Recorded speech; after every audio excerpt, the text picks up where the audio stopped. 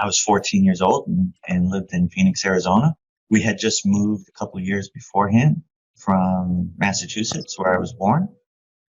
It was very new to me, and had no friends, and I was pretty lonely. It was difficult for me to adjust. So one of the things that I was doing, my mom actually suggested maybe getting a paper route for Penny Saver. So I said, okay, and that's what I did. So that was actually my first job at 14. One day I was going around an apartment building, and this man just kind of came running out. At first I thought he was upset about something, but it was really just he was wanted to ask me, about the work that I was doing, and that the work that I was doing was hard work and probably wasn't making that much money, and that he could help me, make better money. And so I said, okay, I mean, that sounds interesting. I went into his apartment, and that's, it didn't take long. He kind of had me, I don't really know how to explain it. He just had a way that he befriended me, and he was very personable, very likable. But then he molested me, and it went on for about 3 months, as I was doing this paper route. He would give me gifts. He would, buy me things.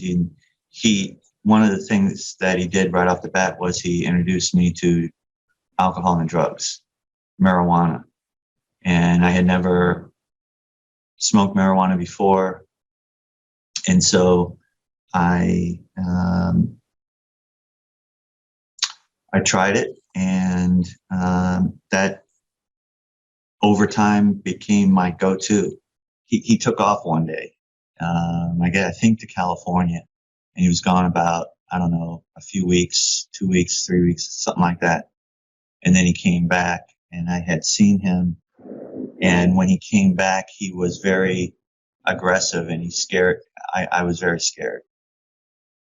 And then that was the last time I had seen him. And then almost overnight, I started having like panic attacks. And like I was worried that he was going to come to the house to find me. Over a little bit of time, I kind of calmed down, and I tried to go back to my regular life, being a kid, going to school, going to high school and all of this. But I couldn't go back to how I was before. And I remember one police officer telling me that, they knew that he had molested. It was something like in the 90s, 90 plus kids. My therapist used to always tell me, it's interesting because you always say that you put him away, you put him in jail, you put him in jail. And it wasn't me that put him in jail, he put himself in jail. And so I had to learn how to kind of change that dialogue. The one go-to was getting high. And slowly but surely, I was smoking more and more pot, drinking more and more. And it went on like that until I was 23. By the time I turned 23, I knew I was a drug addict. I get a call from the DA's office out of the blue. He's been arrested on 3 counts of molestation for 3 different boys, all like 13, 14 years old. And we'd like to talk to you about it. And so I was so dissociative, I didn't have any feelings, I just said, okay, everything was like, all right, no big deal, And so I go on a Monday, and I go down to the DA's office, And I talked to them and they said, you know, what we'd like to do is, we know about you from what happened to you, because he was under surveillance and all this kind of stuff. You know what happened to you and a lot of other kids, and we'd like you to testify. And I said, well, you know, that's all over and done with. You know, that's over. I dealt with that. I'm just dealing with the rest of my life now. I'm just going on with the rest of my life. I realized that he had been controlling me ever since I was 14. You had asked about, questions about, what would you like someone to say to someone who may have been sexually molested, or you might know that somebody's been sexually molested. It's very difficult. I think, for me, I wasn't really ready to address it until I was ready to address it. Just saying I'm available, saying, this happened to you. And if, these are some of your options. These are some of the things that you can do. It's not like trying to be a salesperson and trying to sell someone, you really need to do this, you know what I mean? And these are the reasons why. You can only offer that you're there, that you've been through what they've been through, that, similar, not exact story, and that you could help. But even like with my wife, it's not like I bring it up, but I try to find people that kind of have been where I've been and I can talk about things. And as far as feeling responsible, for what happened, I took that role on for sure. I thought I was in complete control of what I was doing, but at the same time, he put that role on me, because he would use phrases like, this is what you do to me. You know what I mean? He would place that kind of responsibility on me. And, he was in his early 30s at the time. And it also goes back to when I said I put him in jail, like I had the responsibility to put him in jail, to put him away, but it wasn't me at all. And I've had people actually tell me, well, you went back to him. You went back. And so those kinds of things always really, for a long time, really messed with me. I was 14. I was I guess my sexuality. I didn't know maybe if I was gay or something. I wasn't, and I've never been. But I just kind of sort of questioned my sexuality for a while. And that was more where my confusion was. I didn't really talk about it with anybody else. And I just kind of shut the door. So my therapist used to tell me that I gave her a lot of data, So like I didn't have any problem. I could give you a lot of data, this happened, but it was like there was no emotion behind me. There was no feeling. I had no feeling. When I stopped drinking and I started to recover, that was when the feeling started to come.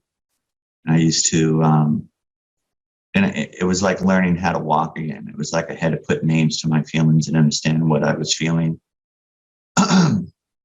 So it took a while. There's so many ways that sexual abuse can manifest in somebody's daily activities. I mean, I still had panic and anxiety for many years, not really realizing that was what I was dealing with. Do you know what I mean? It was kind of like under the surface, so to speak, and kind of the panic and anxiety was sort of just like panicking. I'm anxious, and it wasn't until I really addressed those sort of things that a lot of the old sexual abuse was coming back, that I realized that it was all kind of tied back to this, The other thing that has helped me in my recovery is really getting back to kind of my raw self. And when I say my raw self, it's sort of like how I was as a kid, like before all of this. Like I had to think about how I was before all of these things happened, and it was, how do I get back to that? I want to know who I am. And the only way that I could really know who I am, it's kind of like tracing my steps back, prior to the sexual abuse and knowing who how I used to be and trying to be that kind of kid who was innocent and, enjoyed what I enjoyed. And it was all just, natural. You have to realize is that I was dealing with being sexually abused way back in 1988, way before now, where you have a lot more resources and different ways that you can recover. Okay. I didn't have that. There was one book written about male sexual abuse, and it was written in 1988 called Victims No Longer. And that was it. One book, right? What I was saying earlier about being careful who I share, with what happened to me. I have to share it with people that are willing to listen to it. And then I have to be, even the closest people in my life, I have to be very careful of not only who I talk to, but how much I divulge to them. Because they're not going to be able to handle it. There is help out there.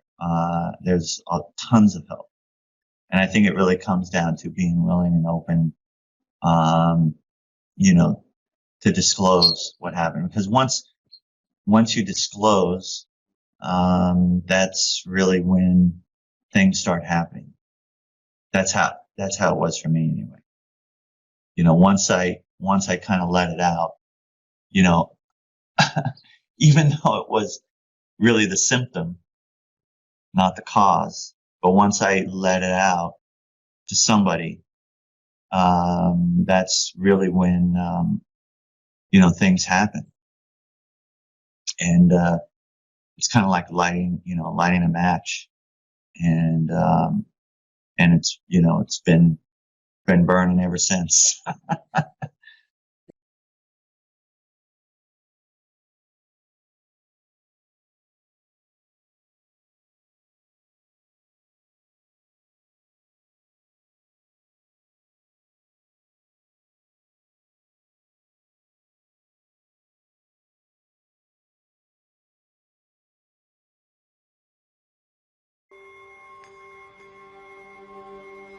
Today, we know that 1 in every 4 females will experience sexual victimization during their lifetime. However, most people still do not realize that 1 in every 6 males will also experience sexual victimization during their lifetime. I was just a boy, and I just thought they loved me. I couldn't find anyone to help me. I didn't know any adult male could be raped. Nobody ever asked me if anything was wrong. I didn't know who to tell. I couldn't find anyone to help me. Often, it can be 20 years before many males are able to talk about their sexual victimization. I thought I could fix it myself. It was so long ago, I thought I could... Issue over time. Yet many men would not define their experience as trauma, despite being profoundly injured. Trauma affects our body and mind, but the body and mind can also work together in our physical and emotional healing. Now that we know more about the brain and body's reaction to trauma, let's look at some of the social issues male victims face. Because cultural awareness about sexual victimization has an implicit gender bias, females and children are seen as victims, while males are seen as perpetrators. Male survivors of sexual victimization seldom share their distress with friends or family. They learn to struggle within isolation. They use whatever coping responses they can figure out on their own. Avoidance, always on guard or hypervigilant, dangerous or risky behavior, and substance use, abuse, and dependence. When life is difficult, they tend to blame themselves or internalize shame for not being able to fix their own problems. Male survivors are seldom represented in the larger culture of abuse survivors. They are often unable to find healing resources, and when they do, they are faced with being diagnosed with a post-traumatic stress disorder. This leaves many men feeling that their only option is to fix their problem on their own. Reframing trauma from disorder to injury is not just a matter of words. Viewing trauma differently is a powerful tool for healing.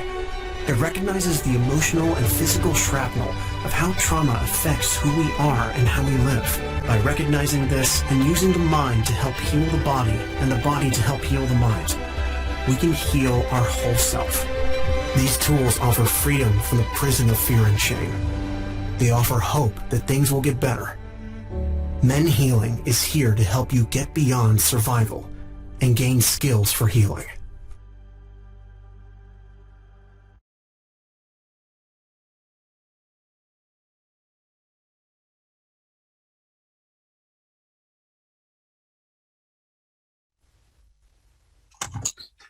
Well, hello and welcome to Helping Male Survivors of Childhood Sex Crimes. My name is Tom James. I'm an attorney in private practice in Greater Minnesota, currently focused on copyright, trademark, and e-commerce law, so I'm not sure what I'm doing here, but I'm learning. That's what I'm doing. So it's kind of a stretch for me. Fortunately, we have some of the top experts in the field with us today. They're going to help us out, and I really want to thank them at the outset for taking the time and volunteering to do this.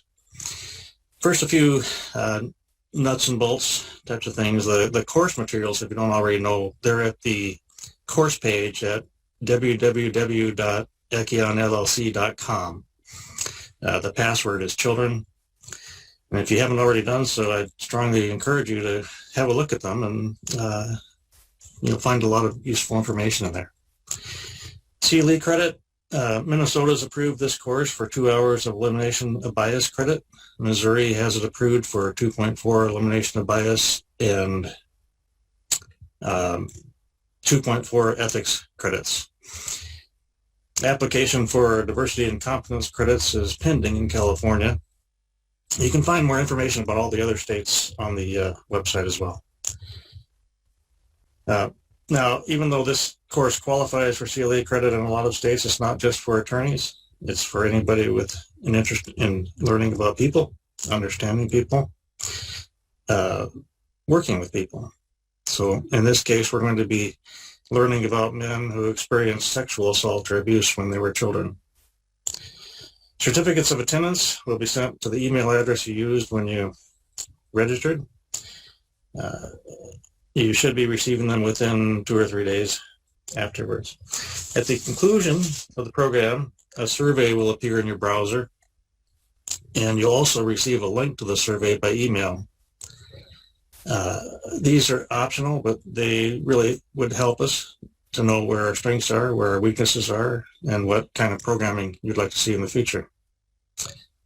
So, questions. If you have a question, strongly encourage you to use the Q&A tab there. We'll try to get as many of them as we can at the end of the program. And one question that's already come up is what the website for the course materials is, and I'll repeat that. That's www.ekionllc.com, and just go to the course page. And Echion is spelled E-C-H-I-O-N with the LLC. All right, so we're going to get right into it. We're going to bring Dr. Gartner in. There he is. How are you today? I'm fine. All right. Thanks for having me here, Tom. Well, Dr. Richard Gartner is a training and supervising analyst, faculty, and founding director of the Sexual Abuse Service at the William Alanson White Psychoanalytic Institute in New York City. And he's also faculty, consultant, and supervisor at the Manhattan Institute for Psychoanalysis. He's a pioneer in treating sexually abused men, and he's been working with them since the 1980s. He's the co-founder and past president of MaleSurvivor.org. Since 1992, he's spoken and written extensively on the sexual abuse of boys and the treatment of men who were sexually abused in childhood. As many of you know, he's the author of Betrayed as Boys, the groundbreaking book on treating sexually abused men, and the follow-up, Beyond Betrayal, Taking Charge of Your Life After Boyhood Sexual Abuse. More recently, he's published Trauma and Counter-Trauma, Resilience and Counter-Resilience, Understanding the Sexual Betrayal of Boys and Men, and Healing Sexually Betrayed Men and Boys. And I strongly recommend looking into those books. They're very useful and helpful.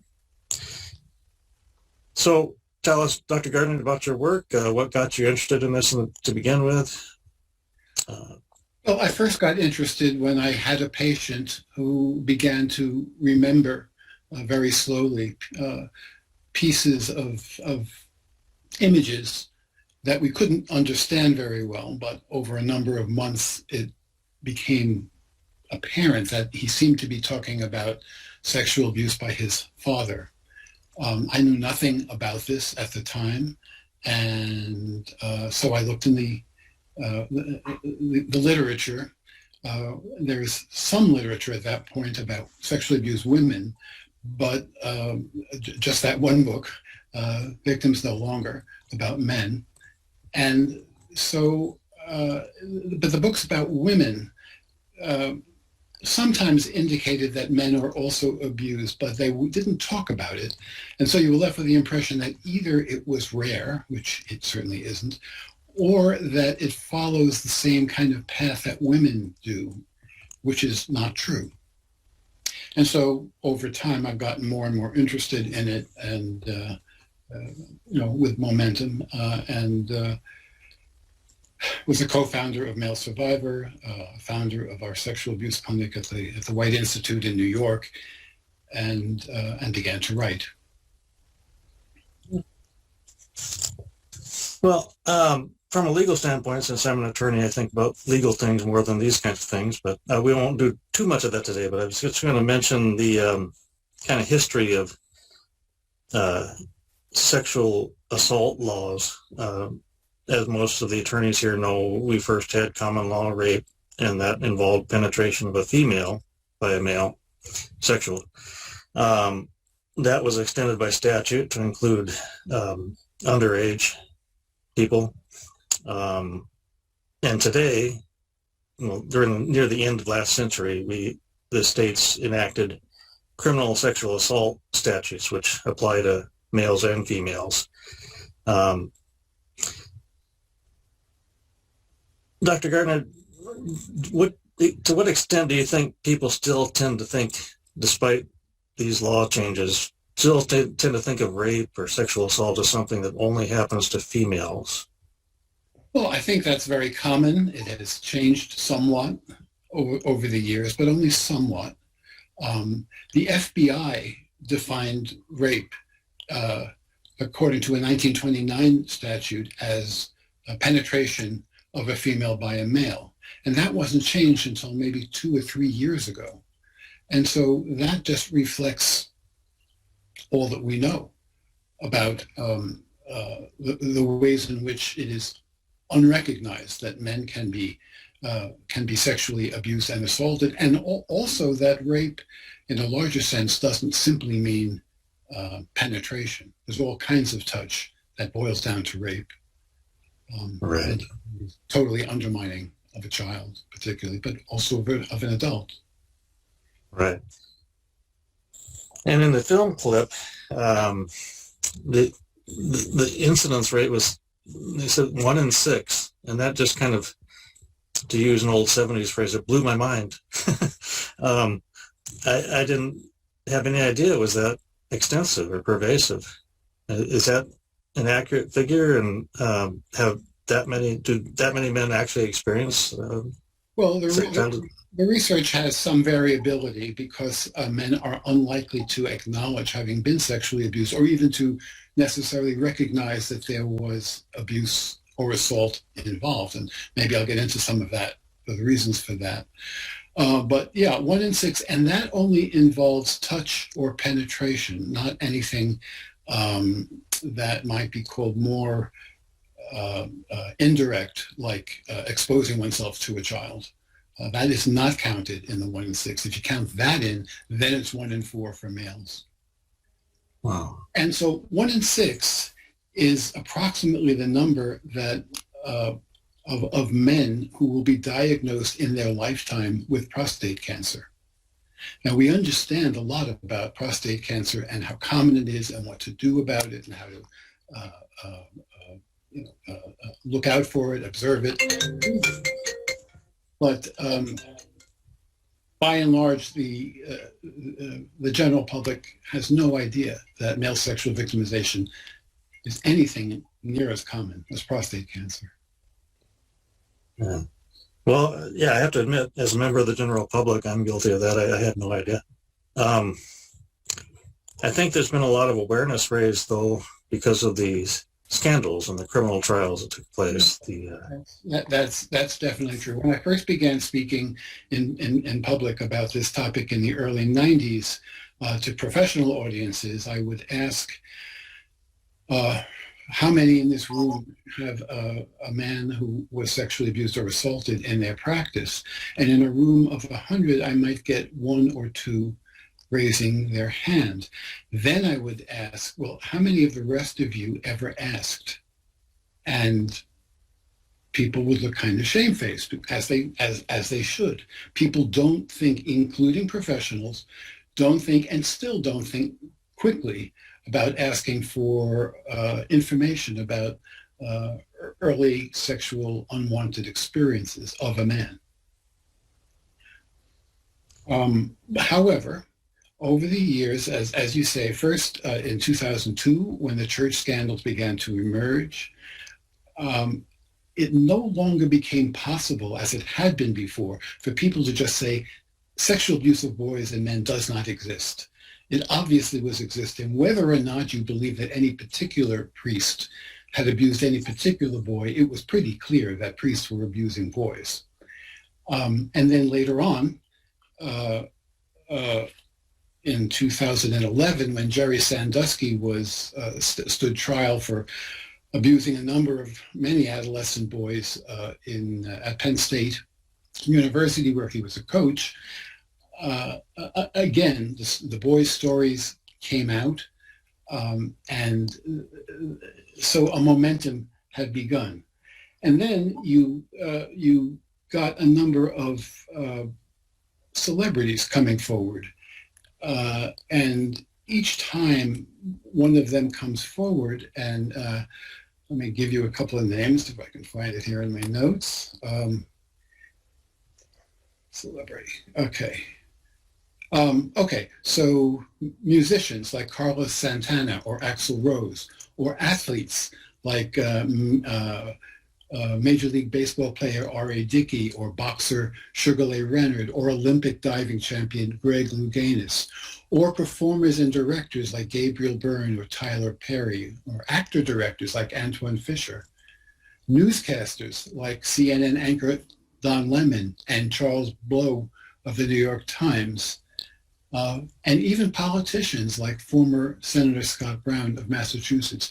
All of these men came forward at some point over the last, I don't know how many years, 10 or 15 years, and acknowledged having been sexually abused. And each time one of them comes forward, it gives a kind of a permission to a man or a boy who has been holding this inside to think, well, if he can talk about it, I should be talking about it. And I should say that in the 2 months after the Sandusky trial began, I had as many consultations or calls for consultations from sexually abused men as I usually have in a year. it really impelled people to say, I need to talk about this, which is a good thing. So it has changed, but even today, even you were surprised by this number. Yeah. Yes, I was. There's still a lot of shame, I believe, among men that have experienced, even though they were children at the time. We saw that in that video. Right. Pretty clearly. Is there a difference? Well, there's obviously some differences, but how does that differ when it's a male victim versus a female victim? Is there? Okay. Well, what I would want people in the audience to take away is three major differences, and I'll try to talk about each of them.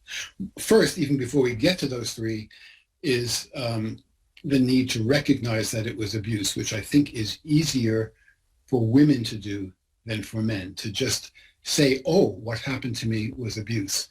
And that has to do with the first issue that I want to talk about, which is masculine gender socialization, which we heard about in the video. The second one is feelings about homosexuality. And the third is fear of becoming an abuser himself. Each of those three, I think, doesn't happen with every single boy or man who's been sexually abused, but as a group, it's what commonly is characteristic of them.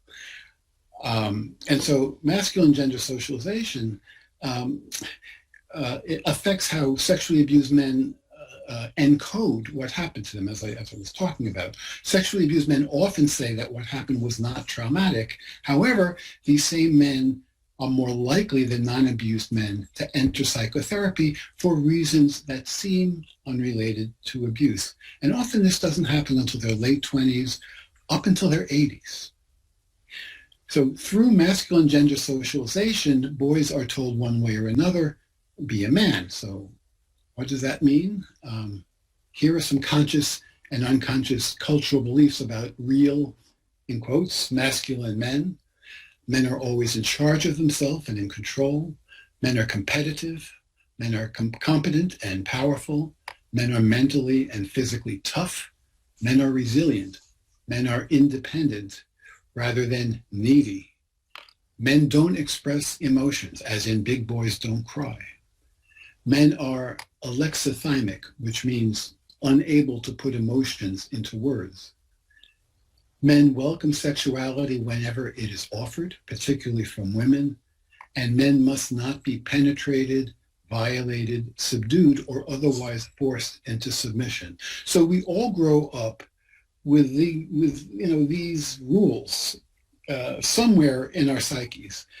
Men and women actually grow up thinking this about what real men are. So infant research suggests that socially constructed masculine ideals, the ones I just said, culminate in an emotional socialization through which boys, who actually start out as infants more emotional than girls, learn to tune out, stifle, and channel their emotions. But through conforming to the ideal of not expressing emotion, men become strangers to their own emotional lives. And they frequently channel their vulnerable emotions into anger and their caring emotions into sexuality. If a man perceives himself as unmasculine or feminine, he sees himself as lacking an important and necessary positive element in his nature, his masculinity. Now, even men who rationally believe that these values are artificial and damaging are nevertheless influenced by them. So these ideals are really devastating to all men. And so now we come to the myths that masculine gender socialization creates about male sexual victimization. I'll give you another list. One, men cannot be sexually abused. Women do not abuse sexually. Sexual abuse is always overt.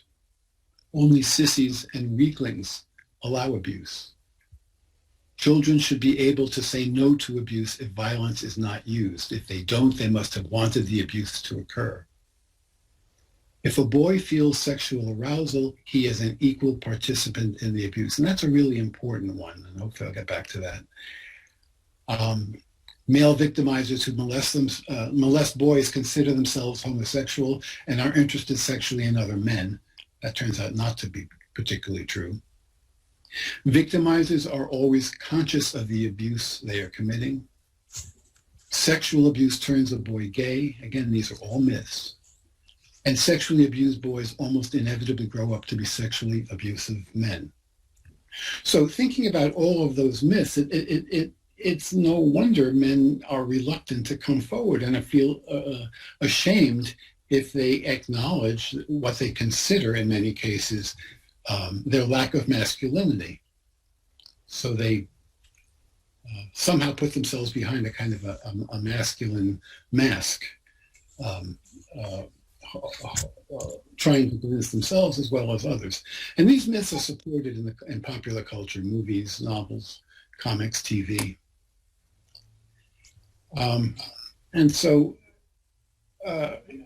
treatment, and even I think this is true for any professional who works with a sexually abused man, I think professionals need to question these socialized gender norms, need to say, well, that really isn't how men have to be. And in treatment, that often requires a great deal of talking to about it with men who are quite convinced, and much of it unconsciously, that they were somehow not men because of what they allowed to have happen to them.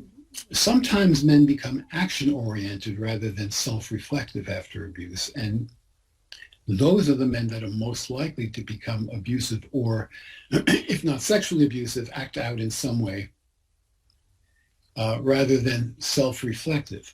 The ones who are action-oriented are most likely to end up in prison as victims. Victims often end up in prison, whether through something having to do with alcohol or drugs or some kind of aggressive action. The more self-reflective ones often wind up in therapist's office, or they silently suffer, not in a therapist's office. And that isolation is kind of a common feature, isn't it? Yes. Yeah, that's what it. And interestingly, there's a mitigating factor for a bad outcome, which is the presence of a confidant when he was a boy. Whether or not he ever disclosed his sexual abuse to the confidant,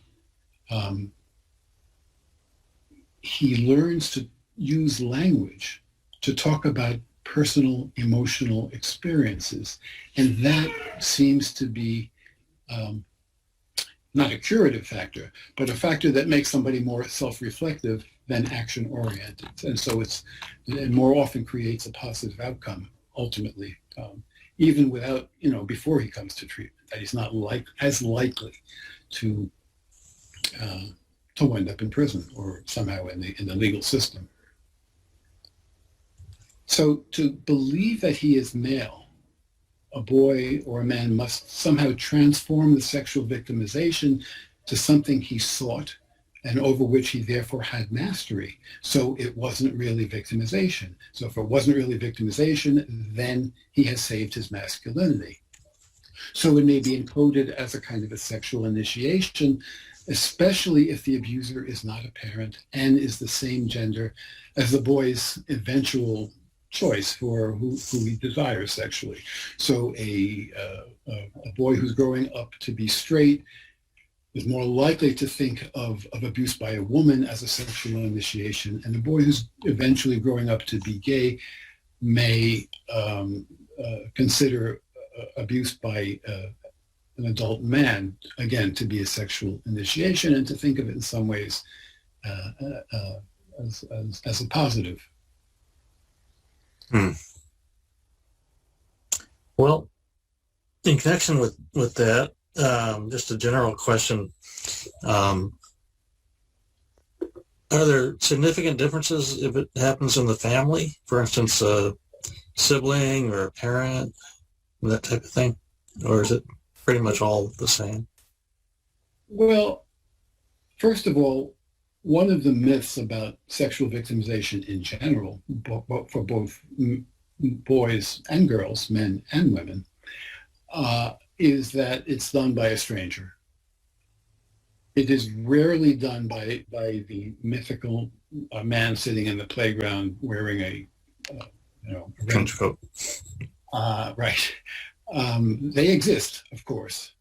But it's much, much more likely that it's going to be someone who's either in the immediate family, which could be a parent or a sibling, or grandparent or aunt and uncle, perhaps a cousin, or somebody who is known to him and often is perceived by the boy in somewhat of a caretaker role. So it could be a babysitter, it could be a scoutmaster, it could be a priest or a rabbi or a minister, it could be a teacher, a babysitter. Anything like that is someone who is given charge of the boy becomes kind of in loco parentis. They're acting as a parent. And so it's not the same as being abused by a parent, but it is in that direction. And what's at heart here is the idea of betrayal. And, in 5 of my 6 books, betrayal is in the title, and that's not by chance, of course, because I think the interpersonal betrayal is the real trauma of sexual abuse, not simply the physical acts that were performed, which, admittedly are difficult to withstand and to understand, but the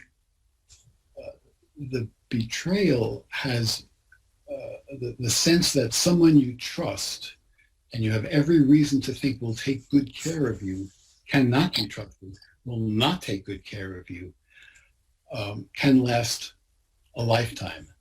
And that feeling will often mean that boys will, as they grow older, or men,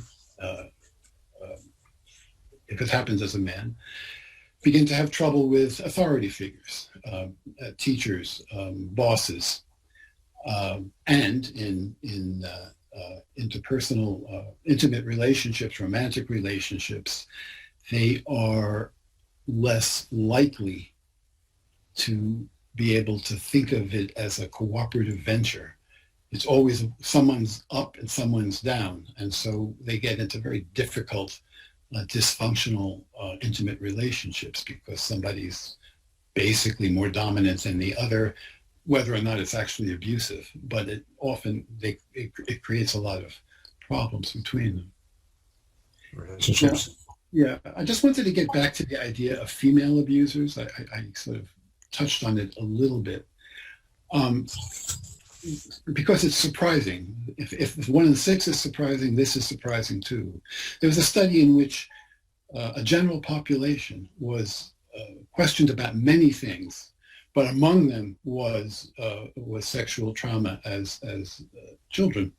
And of those men who acknowledged having had some unwanted sexual contact as children, 60% said they had been abused by men, 29% by women, and 11% by both. And so there is a much larger number of female abusers out there than we think. And that's really important to keep in mind. And I think especially in the legal system, because I think often female abusers are treated differently than male abusers. If you remember the case, some of you may remember the case of Mary Kay Letourneau, who was I believe, Seattle teacher, 35 years old with 4 children, who wound up having 2 children by her 12-year-old 6th grader. She was originally allowed out after only 7 months. That would never have happened with a 35-year-old man who impregnated his 12-year-old student. And so there's a real bias here, a gender bias against men as abusers versus women as abusers. Yeah, in connection with that, I noticed when there's a story, occasionally there's a story about a teacher with a student or something, a female. And if you read the comments on those stories, every single time you'll see the where were these teachers when I was in school? How did he get so lucky? And these kinds of comments. Well, that's exactly right. And I think it's a lot easier for a middle-aged man to imagine how wonderful it would have been as a 12-year-old, say, to have had sexual intercourse with his 25-year-old teacher than it is for a 12-year-old boy to have that experience, because he's not equipped yet to understand the emotions he's feeling, even though there's pleasure involved.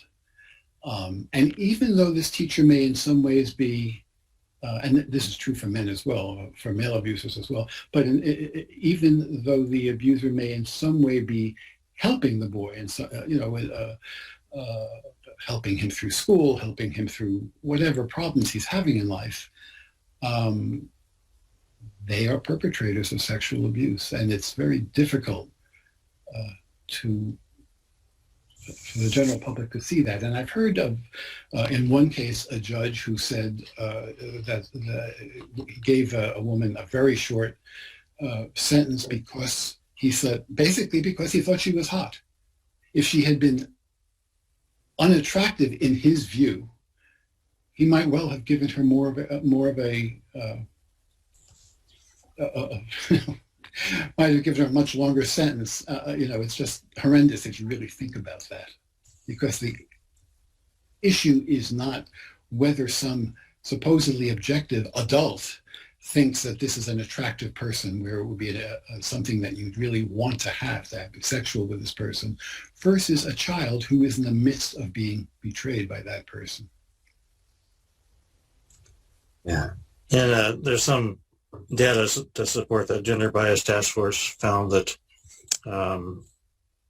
judges on the whole tend to impose more lenient, so they don't deviate upward when the male is the victim versus the female is the victim. And by the same token, when the perpetrator is female or male, it varies by that too. Another thing that I always hear, and I think you might have touched on this already, but I can't recall, but people say a lot is it's impossible for a male to be forced to have sex because they must have been aroused, they must have enjoyed it. Well, what do you say to that? Yeah, if you think about adolescent boys, or even pre-adolescent boys, if you touch them in certain ways, they're going to get aroused. Whether they're comfortable with that arousal or not, the feeling is there. There is a certain amount of physical pleasure involved. That doesn't mean he was an equal participant in what happened, but it undermines his own sense of whether he was a participant, particularly if he's a boy growing up to be straight. He may think, oh, maybe I'm gay after all. I didn't think I was, but look, I got aroused. And often the perpetrator will say, see, you were aroused. You really like this. And he knows that, yes, he felt pleasure, but it was not a pleasurable pleasure, if you want to think of it that way. And if it was a boy who grows up to be gay, then he may think, oh, well, I've known I was gay, and often it may be the first sexual activity he's had with a man, if we're talking about a male perpetrator, and he may have been yearning all his life or his recent life to have some kind of sexual contact with a male. And so then he conflates this abuse with actual good sexual experience. And that is likely to lead him to think of sex as something dirty, something to be hidden. And this gets into my second point here, which is about feelings about being about homosexuality. So is likely to think of himself as been drawn by this, but he's also possibly going to think this is why I'm gay. And there's no reason in the research or almost any competent professional to say that that sexual abuse fundamentally changes sexual orientation. But any boy growing up to be gay is likely at some point to ask himself, how did I get this way? And if he can hang the hat on this thing, sexual abuse, then that creates problems, because if he thinks that sexual abuse made him gay, then it's very hard, at least for some men, to feel good about being gay, because that means that the perpetrator won. So whether the boy is growing up gay or growing up straight, it creates tremendous problems for him. But some of the other psychological consequences and harms, I'm aware there are quite a number and they can vary from person to person. But are there any that are sort of distinctive that stand out? PTSD obviously was mentioned. Right. And in connection with that, I hear the term complex PTSD a lot in this connection. Can you also talk about what the difference between PTSD and complex PTSD? Yeah, it's a relatively simple difference in ideas. PTSD is the reaction, and I hear what was said in this film we just saw about it being an injury rather than a disorder, but it's medically diagnosed, and so it becomes a disorder. I'm sorry about that, but that's the way it is. So it's a reaction to a relatively isolated incident or group of incidents with the same person. But complex PTSD is what happens when somebody has a number of these kind of sexual betrayals over time, or other kinds of trauma. That's because complex PTSD doesn't just apply to sexual trauma. And so it becomes more complex because you have incident after incident with perpetrator after a different kind of perpetrator, perhaps. And so it becomes much, much trickier to sort out and to heal from. Mm-hmm. And there's other things too. Dissociation is another thing, lowered self-esteem, and there's a whole array, right? There's a whole, yes, there is a whole array. Depression, and many of these are true for women as well. Depression, isolation, sexual dysfunction, compulsive masturbation, whether to pornography or incessant seeking after anonymous encounters, whether male or female. And often there are psychosomatic results, as was indicated in the film. Almost any part of the body can be affected by it. Often it's the stomach. And often what happens in those cases, in not just those cases, but in any case, is that a sexually abused man has trouble getting health help. They don't like to go to doctors. They particularly don't like having their prostate examined. They don't like dental work. They don't like to be touched. All of these things make doctors' appointments potentially traumatic for many, many abused men. And so they don't take care of their health. I think they are much more likely to wind up with prostate cancer because of that, because they don't check it. And that's really tragic.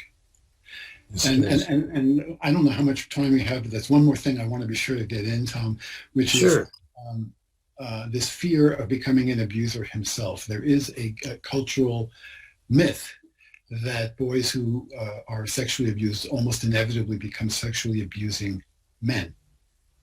That is not true.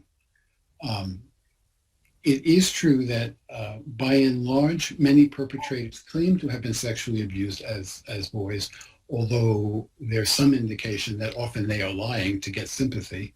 But I take it that many of them were sexually abused as boys.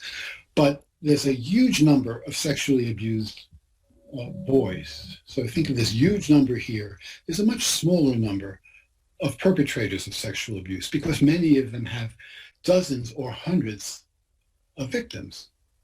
So there's an overlap between this number and this number. There is this number. So there are people in that category, but the overwhelming majority of sexually abused boys do not grow up to become sexual predators, but they may be afraid that they will, even if they don't have any fantasies about it. Or they may be afraid that others will think they will, and so it's a further barrier to disclosure.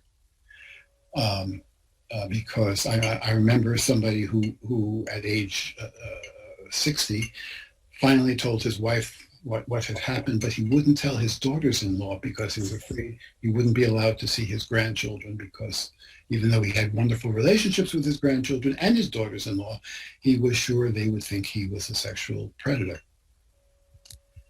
Again, that's very tragic. This is. Well, I see by the clock on the wall we have to move along.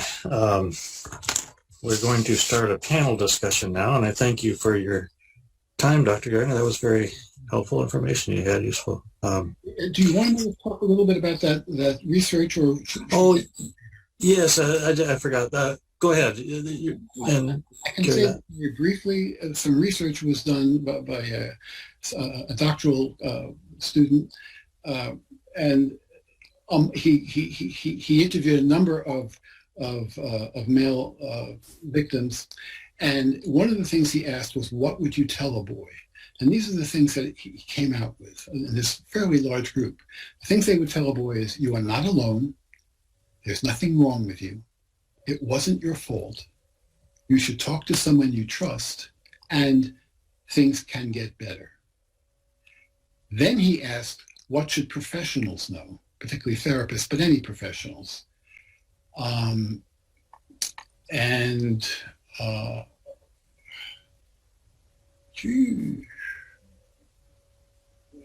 Well, I didn't write that down. Oh, yes.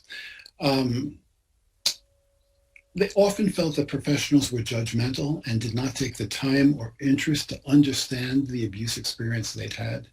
Even therapists, whose job it is to be fairly empathic. I think this happens with attorneys as well. I recently spoke to someone who was looking for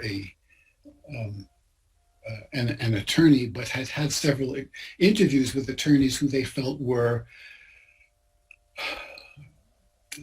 too quick to talk about it, too quick to go on to how can we get the right money, how can we do the right charges, rather than to understand what it was that this man had gone through.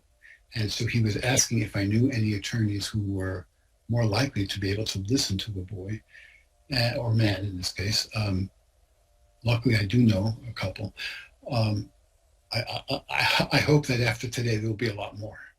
So that's all I'm going to say here. I hope so, too. Thank you. Thank you very much. Okay. So at this point, I'd like to bring in for our discussion here, the panel, two other people and then several more after that. But first, we're going to have Jim Struve, if he's on board here and can unmute himself and so forth. Now, Jim's been working with male survivors since 1976 in a wide range of clinical settings: child protective service, residential treatment, inpatient hospitals, community agencies, private practice counseling. He's the executive director of Men Healing and a member of the Weekends of Recovery Facilitator team. That's a treatment program for male survivors of childhood or adult sexual assault. This is, in my opinion, a crucial program. Support groups and this type of program that Jim's leading are crucial because men who've been sexually abused often tend to isolate themselves, and that impedes their progress toward healing. So I'm hoping Jim will talk more about the importance of support groups as we go through the discussion today. The next person we have is Rhett Hacket. Hello, Rhett. If you can log in here. Rhett is president and co-founder of the Humanity Preservation Foundation. That's a nonprofit organization advocating for victims of child abuse, sexual assault, domestic violence, and bullying. He also hosts the weekly television show Hands Off.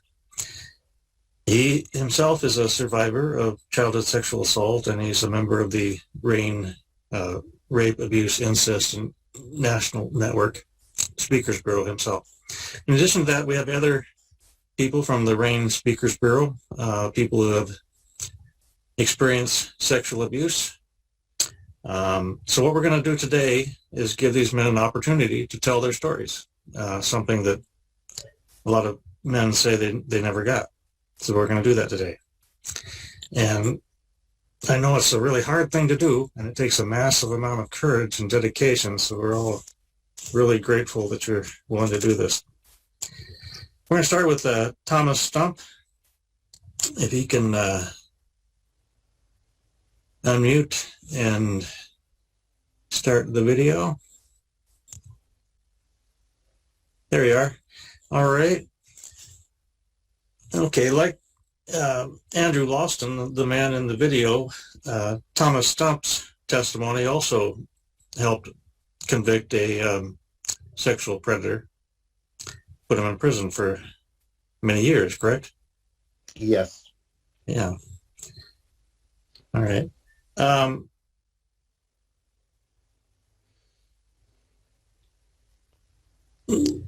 Before we started this program, it's kind of interesting. You told me something. You said we're talking about the difference between lived experience and somebody with education as a professional, and you made the comment that we're all professionals, and that's true. You're very right. You have a lot to teach us. So maybe it could begin by just telling us your story. What happened to you. I'll just leave it up to you to start that. Tell it your own way. Okay. In 1984, first of all, I was in a domestic violence situation with my dad. He was very abusive to my mom, and out of 5 kids, I was the middle child. And I took everything on. I tried to protect my mom from the abuse, and Children's Services stepped in and said, well, we have to, get these two apart from each other until you're divorced. Told my mom that. So they ended up sending me to a group home called Green Acres in Oberlin, Ohio. And I went there, and it was okay at first. I got along with everybody. Everyone got along with me. Then they hired 2 predators at almost the same time, and I didn't know anything. They didn't do background checks back then like they should have, but both these predators had prior records. One was on the perversion list for the Boy Scouts of America, and the other one, who just got out of prison not even a year ago, is on the government watch list. Anyway, I went to Green Acres, and these predators knew how much I loved my family. My family came first. I was always talking about my mother and my sisters and brothers, and these 2 house parents started getting close to me and told me that, you're better than all these kids, and you have a gift inside of you to help people. And I'm like, okay, I'm only 14 years old, and I'm getting told this. To me, I'm an empathist. I truly feel everyone's pain. And that's a problem I had to deal with when I was a young kid, dealing with the domestic violence, because I took it all on for my family. And anyway, I got severely raped by one of the main predators was took into a basement, me and another boy. I was supposed to go to a police camp. They have it for Green Acres every year. But this man called both our parents and said we were sick because I was actually going to go home, me and this boy was. And anyways, he abused me prior to that. And he also threatened to kill my family if I said anything. And I was so petrified he was going to hurt my family. I just let him do what he wanted to do. And he took us into the basement, me and this other boy. It was like a bomb shelter. It was a huge basement. It had steel doors all the way across into the junior dorm. But everybody was at police camp, and me and this other boy, who was a very good friend of mine, we got raped in the basement for three nights and days, constantly. And he threatened us both. You tell anybody, I'll kill your family. And that was his motto after my rape, and he did it in the future of his rapes on other people. Both combined men raped over 100 children, and we lost count. And it was very, very demoralizing and degrading to my soul because I had no outlet. And anyways, after the rape, another boy came forward and said something's going on with Tom and the other boy, and it was taken to the director, Miss Gordon, Marion Gordon, who covered up these rapes. She covered up a lot of things. She got indicted. She was the director of Green Acres Children's Home. She got indicted for embezzling money and covering up these things. But anyways, I knew too much. And right before I left to go to Ohio Veterans Children's Home, they was trying to get me far away as possible. And right before I left, this other predator, he came in my room one night and molested me and told me how much he loved me and how much, you know, I shouldn't even be here and all this. And I was numb. I couldn't feel anything. And right before I went to Ohio Veterans Children's Home and I told Miss Gordon, I said, this happened again. I says, with Daniel, well, sorry, I can't say his name, this predator. And she obviously didn't do nothing about it, because when I went to Ohio Veterans Children's Home in Southern Ohio, not even a week after, they got me out quick. This man raped, I don't know how many children, but he had some kind of cult in the basement he was making kids, these boys, do things to him and to other boys. He was convicted and he was put in prison. That's the one that just got out. The other one is still in prison. Not even a couple months ago, I think I told you, he had a parole hearing, and I called Attorney General's office in Ohio. Her name is Sandy, wonderful lady, and she always had my back. And he got another 7 years on him for other things he did to other boys. And she told me he'll never see the light of day. And that was comforting, but the fear of that man coming out almost made me suicidal. It's like he's going to get out again. He's going to hurt somebody. And the first time he had a parole hearing, I mean, I was doing really good. I had my life together. I found out that he raped his two stepsons. And they asked me if I could testify. I said, absolutely. I was shocked. But before that happened, before the court date of that, I took one of my nephews, nieces, and one of their friends to a nearby pool. And I seen the man who raped me and other boys jumping off the diving board with his baseball team he coached. It devastated me. I went into absolute panic. I started screaming on the top of my lungs, this man cannot be around children. And the lifeguard came, and then they got the supervisor, the police were called, and he was removed. He was not supposed to be around children. This man jumped county to county, different IDs, finding his way to work in group homes with children. And like I said, he was on the perversion list before he worked at Green Acres from the Boy Scouts of America. He was an Eagle Scout or whatever he was. But I end up trying to commit suicide then. I overdosed on medication. My family didn't know where I was. It was horrible because I actually died and they brought me back. And the advocate for the boys that I was going to testify against to help them, they told me, Tom, if you don't have the energy or the stamina to do this, I says, hell no. I says, I'm testifying against him and he will be staying behind bars. And it absolutely crippled me. It crippled me.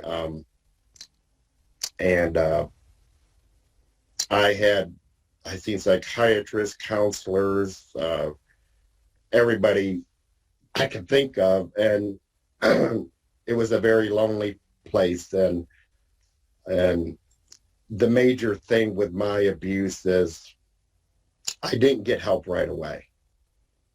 I did not get help right away, and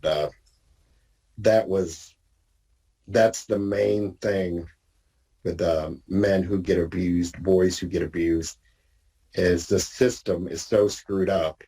They have to get these kids counseling right away, not 10, 15 years later when it's too late. The damage and internalized damage is done.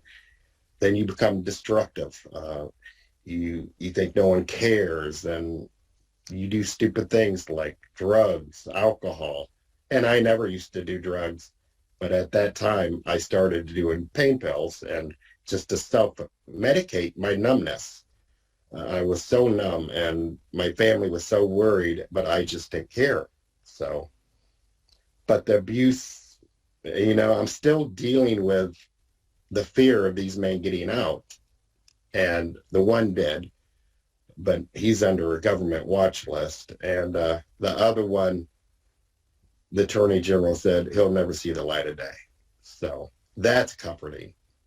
So, but my biggest thing is I feel, and like Mr. Gartner brought up about,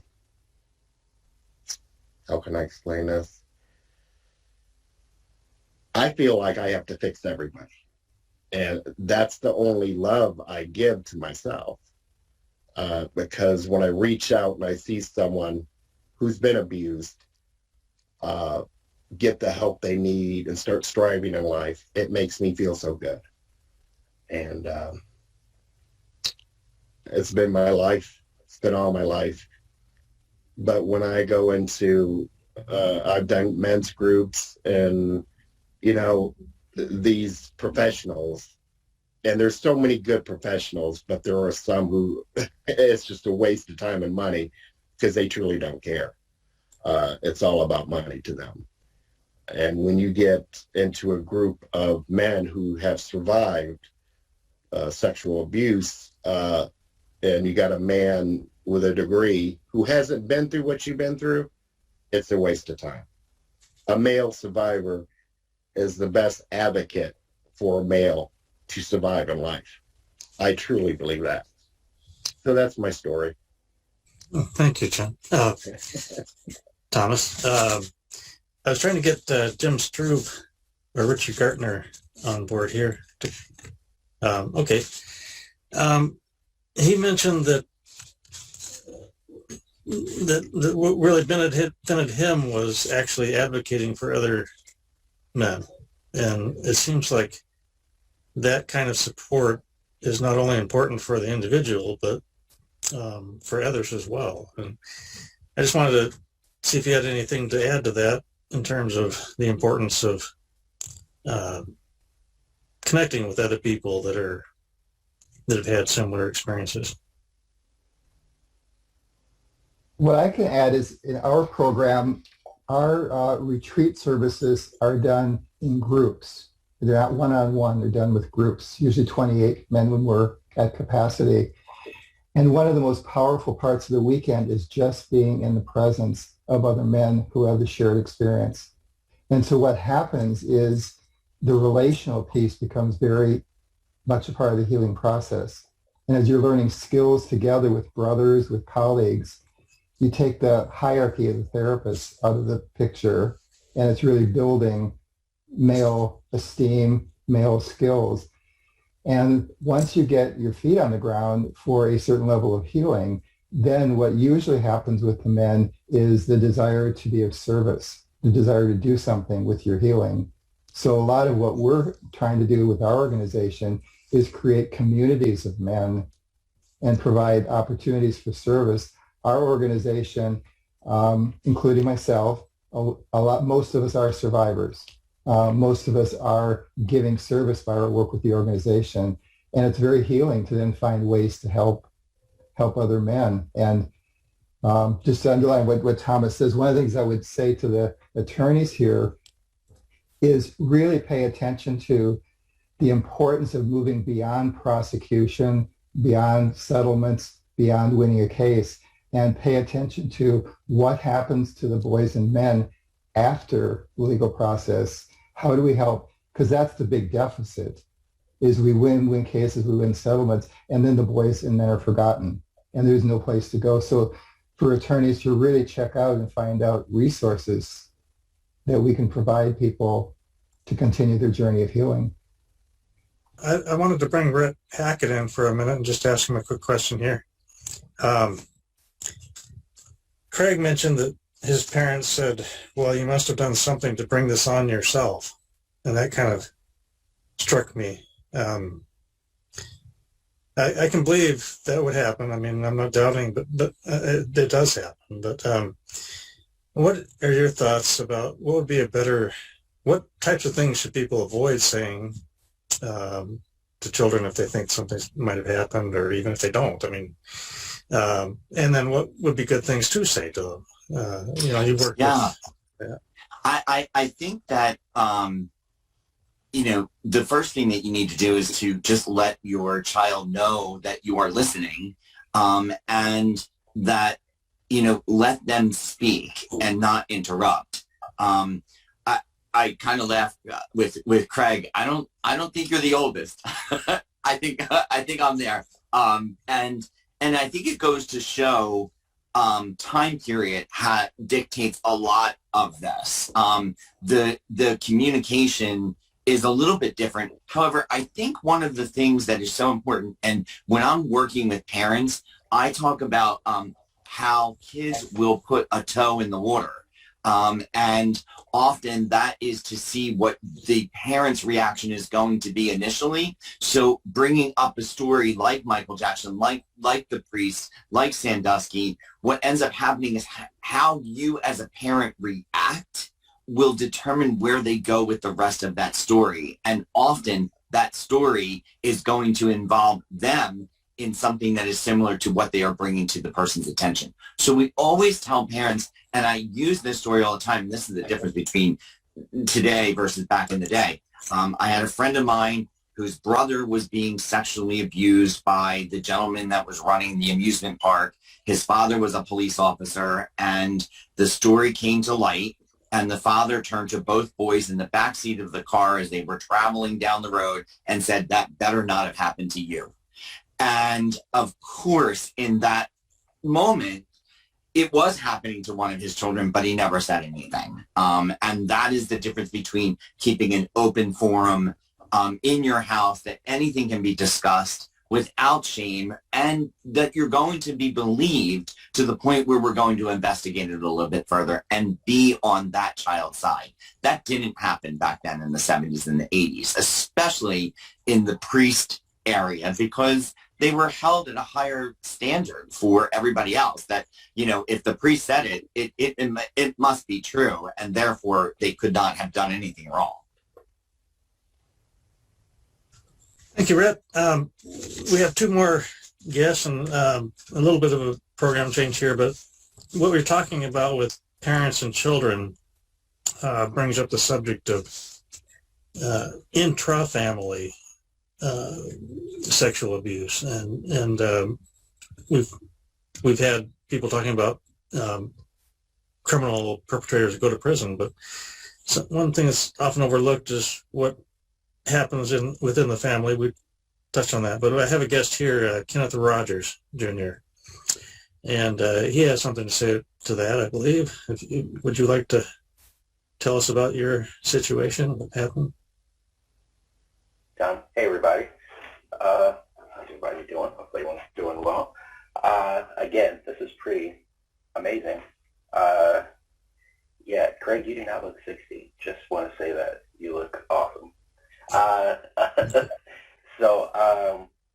Yeah, my name is Kenneth Rogers Jr. I am in Baltimore, Maryland right now. I'm a teacher, 7th grade English teacher, and I'm a survivor of childhood sexual abuse. It happened when I was 8 years old. It happened for 2 years okay, sorry. Hold on, I'm going to take off. Someone said they're having trouble listening to me. Hold on, take off the headphones.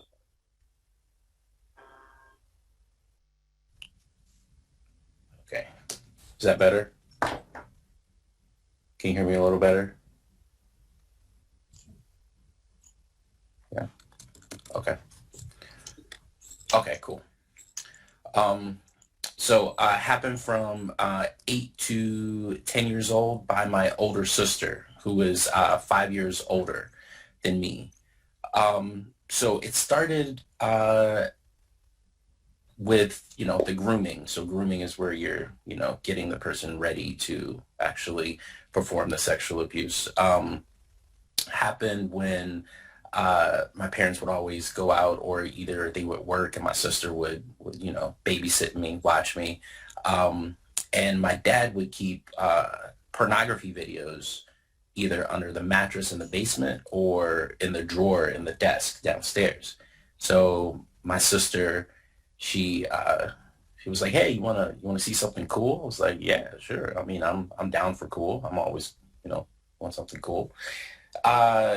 And you know, she put the movie in, and I was like, "What is this? They are doing stuff that I'm not supposed to watch." I'm covering my eyes, and this what happened pretty much, you know, regularly once my parents would leave, and I would, you know, she would watch it, she would put it on, and eventually, you know, it got to the point where I would just watch with, you know, without covering my hands, and she would sit on the bed with herself covered and not really say anything, until one time she finally said, "Hey, I want to do what they do on the video," and she revealed, like, she took off the cover and she was already had her clothes off down below.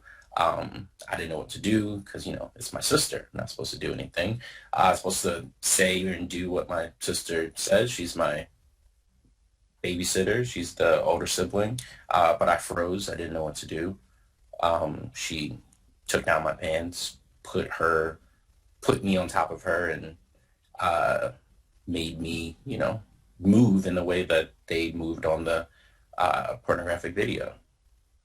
And afterwards I was pretty numb. I didn't really know what that was or what was going on. But afterwards she said, "We can't tell anybody about this, you know, it's bad." And it would happen regularly. So once the parents would leave, pornography would go on. We would do that and began to anticipate it and actually began to look forward to it. And so one day, out of the blue, She was just like, we can't do that anymore. It's bad. And we'll get in a lot of trouble if we tell anybody. So I was very confused. Like, what is, like, how much trouble? What do you mean? Like, this is bad? Like, and I was very confused. And very much like Craig, after that, I became very much an overachiever, like super overachiever. I joined all the clubs. I tried desperately to get straight A's. Never happened till graduate school, but I tried. Went to college, full ride scholarship to college. And there was a few times actually where it got, like I just couldn't like deal with the stress. I actually got a full ride to Bowling Green State University, and within a week I dropped out. I dropped out because I like had huge panic attacks, anxiety attacks, and I couldn't really get out of bed. And I dropped out, and I actually went and I lived with my sister for a year because at that time I was like, this didn't happen. She said it didn't happen. Nothing like that ever happened. It just didn't occur. So I went and I stayed with her, and nothing happened after that either. So it was really that 2-year instance. Eventually I went back to college, started a family, and I always felt like I was working without a net, like I was always trying to be on all the time. And my wife talks about how I would always like wear a facade, like a mask, and like put on a show like, oh, Kenny's like huge, he's happy, he's always happy-go-lucky, but then behind closed doors I would be like extremely depressed and sad and anxious. And finally, like when we got to Baltimore and like everything came crashing down, when everything in my life actually fit together, and everything actually was perfect. I had just graduated from Johns Hopkins University with my master's. I had switched to a good school in Baltimore City that I thought was a good school. I was going to pull in a pretty good paycheck. We had just bought our first house. We were about to have our daughter, Miris. Had Miris, and immediately after that, I entered the emergency stage, and I was having panic attacks all over the place. Couldn't get out of bed. Didn't know what was going on. It was really bad. Contemplated suicide. Really thought about it. Knew how I was going to do it. Called my friend Sully. He was able to get me to the hospital. That's where I said like I was. Eventually, they asked like, did anything happen? Like it's like I was sexually abused as a child. And from there, it's just sort of like continued. I found a therapist, Susan, who I've had for numerous years. And she would always say like, I think this has something to do with the sexual abuse. And I would always say like, nah, like this is something else. Like maybe it has to do with me being homeless for 2 years when I was in high school, or I don't know. Like it's got to be something else. But it never was. It always, that was the root cause. And I've been, I'm still an overachiever. Like so much to the point, like the stress and the anxiety has caused me, I'm 36 years old and I have had 3 major heart events. Like I've had, so I was teaching 7th grade, I was teaching 8th grade at the time, and I literally had a heart attack in the middle of the class while teaching. It took me to the hospital, and they were like, you're going to be fine. We're going to pull back some tests. And the test revealed that I had suffered like a major heart event, pericarditis. The sac around that keeps your heart in place had gotten infected. And the only thing you can do is just wait and take ibuprofen. But all the symptoms were there. Left arm went numb.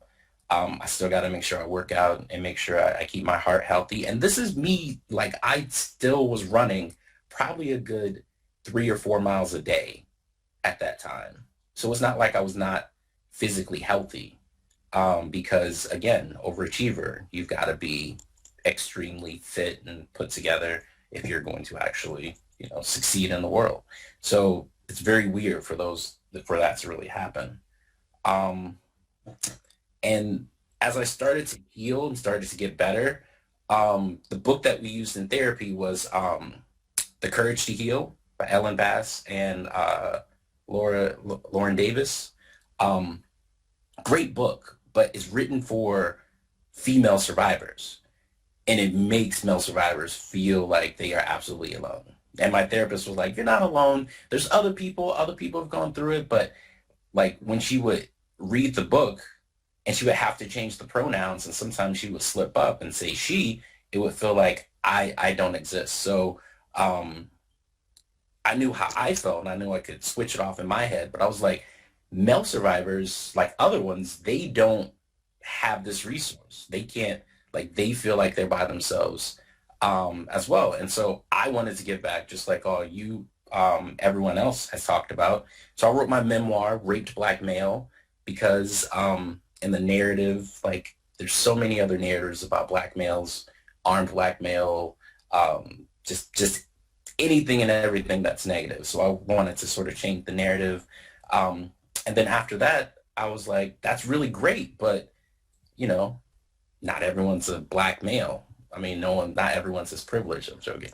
But it's just like, you gotta like make it available to more people. So I started writing, and I really saw my abuse and my healing in superheroes. Like, I've always loved superheroes. Like, they're amazing. So I started making those connections, like the healing process to actual superheroes. And I wrote Heroes, Villains, and Healing, where I look at DC comic book heroes and villains and the different coping mechanisms that males go through.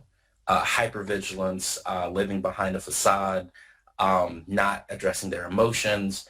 And I like go through all of them. And then I like go through like the different stages of the healing process. And I was like, man, this is like, yeah, like this is really good. And it got a little bit of a good reception, but still it's not through a traditional publisher. I published this on my own because other publishers are just like, nah, no one really wants this. Like, this isn't a thing. But other therapists, other psychiatrists, they're like, yeah, this is actually really helpful. So I just kept exploring, wrote How to Kill Your Batman, where it addresses like hypervigilance using Batman. Like, Batman is great. Like lawyers out there, like, if you're trying to help your clients, you have to be able to relate to them. Like, as a 7th grade English teacher and a secondary English teacher, like, that's one thing that I've learned, like, with my students. And like, if you can't relate to them and get to them on their level, they can see through your bullshit in a heartbeat. So if you are not genuine and they don't trust you, you're not going to get anything out of them. And they'll go further and further within themselves. And so like with these books, I realized like males don't want to talk, but if you talk about it through like a lens that they can view themselves in, like whether that's Batman, Superman, and I recently wrote one for caregivers with Wonder Woman, and I just finished Flash talking about workaholism. If you can make that connection with them, half the work is done, because you're making the work fun. And that's one thing that I do in my classroom. Like, if you can make that work fun, hands down, it's going to be great. And this helps me as well, like exploring these different comic books and the healing process and learning about cognitive behavior therapy, dialectical behavior therapy, internal family structures, and learning a different coping strategies in order to make sure that I stay grounded. I mean, like, you guys have been talking and I'm like using my Chinese exercise balls here because I'm like listening, I'm trying to process, and it's stressing me out a little bit. But I know like those strategies, like to make sure I stay grounded. So that's one thing that I would say, like, helping your clients is making sure that you trust them and you're genuine, because if you're not, you won't get anything out of them. Thank you, Kenneth. We have someone in chat that wants to know the link for your books on Amazon, I assume. Yes. You can also go through, yes, they're all available on Amazon, and all of them are available, just like a quick link through my website, lostimaginations.com. There you go. Okay. Well, I'm going to have to rush along because we're running out of time. Sorry about that, John. We didn't get a lot of time for you left here. But I would like you to at least give a thumbnail sketch of your story. I think it's important. You have kind of a different one, victim of child sex trafficking, I believe. Can you tell us a little bit about what happened to you?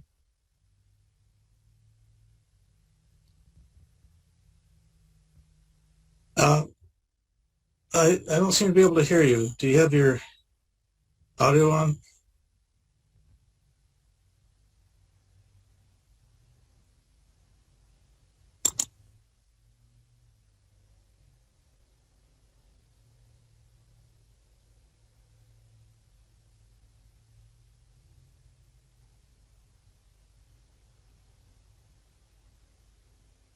Can you hear me now? Yeah, that's good. All right, so let me figure my thing out here. All right, so I was a victim of male trafficking or sex trafficking in general. When I grew up in Dallas, Texas, and I'm 38, I think now. It was just my birthday yesterday, and I always get confused about this time of year. So anyway, I grew up in a domestic violence situation. My father was extremely abusive, and in crazy creative ways he was.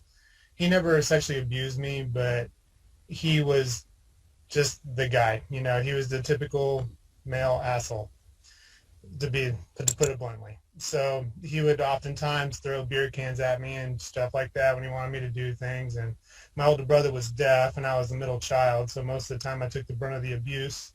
And so a lot of things curtailed into me opening up as a potential victim.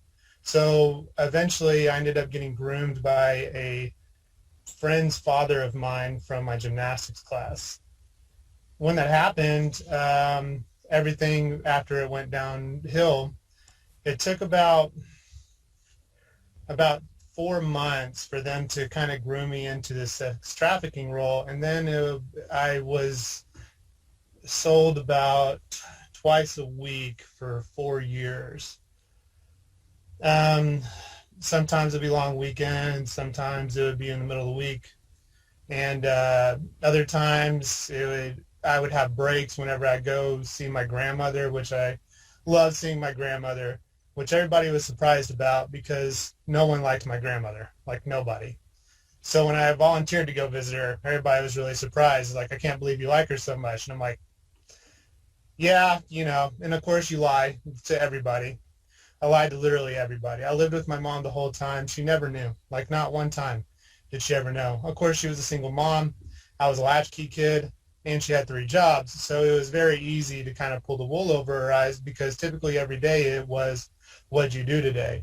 And as long as I had an answer that didn't sound too crazy, she was good.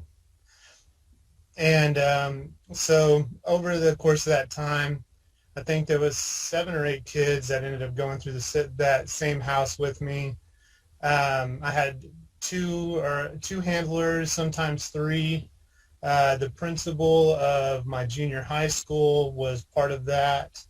There was a police officer that was part of that, and then there was James, who was the primary guy.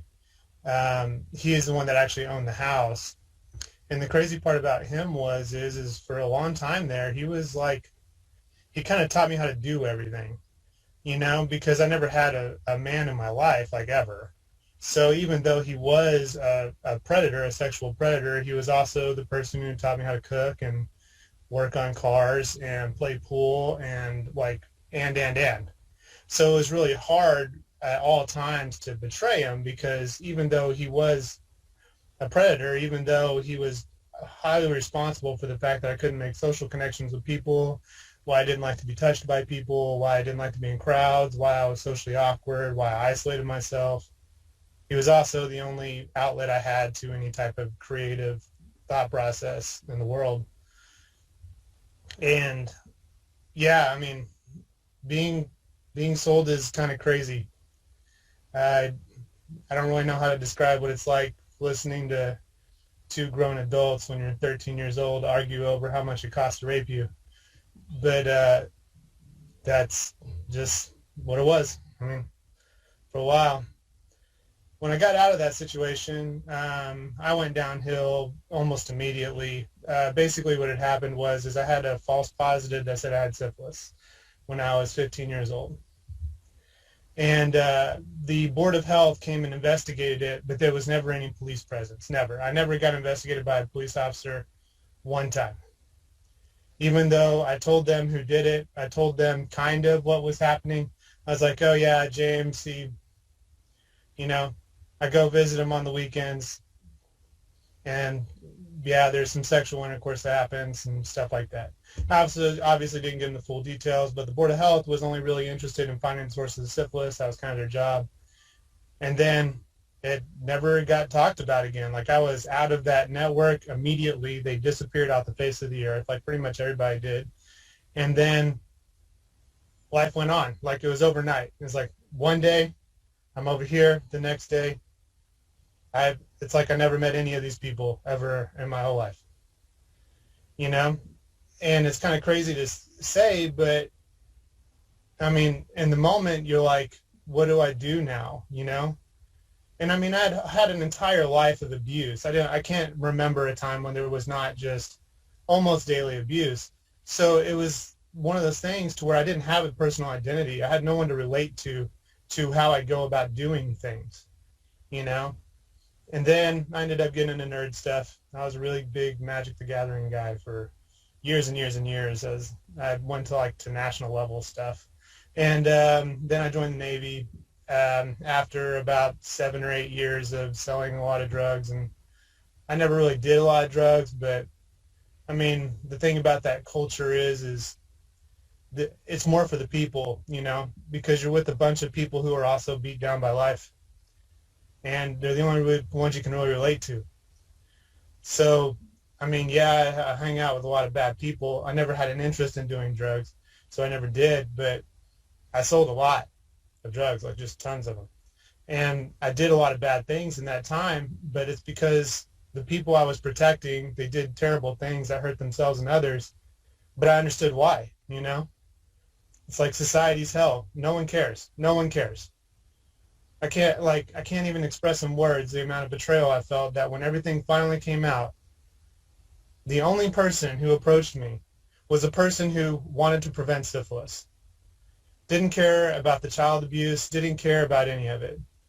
I found out years later that my mom didn't want to pursue charges and then neglected to even give police contact info because she kind of wanted it all to go away because she just couldn't handle it, I mean, even my mom never even brought it up again. And when I brought it up to her when I was in my late 20s, that was a crazy time. Like, because my mom was just like, I didn't know what to do. Like, what do you do? How do you approach this? What's the best course of action? How do you help your children? Is it good to make you go through this? Do I even care about justice at this point? It was overwhelming for everybody. So at the end of all of it, it was a time when, after I joined the Navy, my life started to turn around, because after I joined the Navy, I had structure. I didn't really have time to think about myself as a victim or anything else for that matter. So I just kind of absorbed the Navy. I went full bore into it. Then after I was in the Navy for a while, I ended up becoming a victim advocate, mostly because there was some random person on my ship that ended up becoming a victim of sexual assault. And then once I had to help her live through that experience, that all of a sudden I deep dove, I have a tendency to do that. I decided to join the Navy in 24 hours. So, I mean, deciding I was going to be a victim advocate for the rest of my naval career was a decision I kind of made overnight too. I kind of make drastic life decisions in a day. But that's just the world I live in. So I dove deep into victim advocacy, and I did that for the rest of my tenure in the Navy.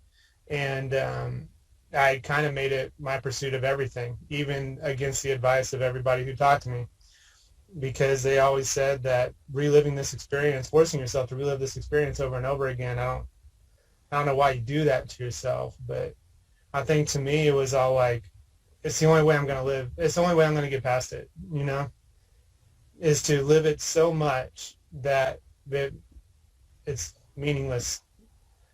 And so that's kind of the route I took. And now I just work in the shipyard and I help people in my off time. But Well, John, I hate to cut this off. We're at the end of the program, unfortunately. We're all out of time. I'd like to keep going longer, but we're going to have to wrap it up, I guess. So I thank you all for being here, and I benefited from it. I hope other people did as well.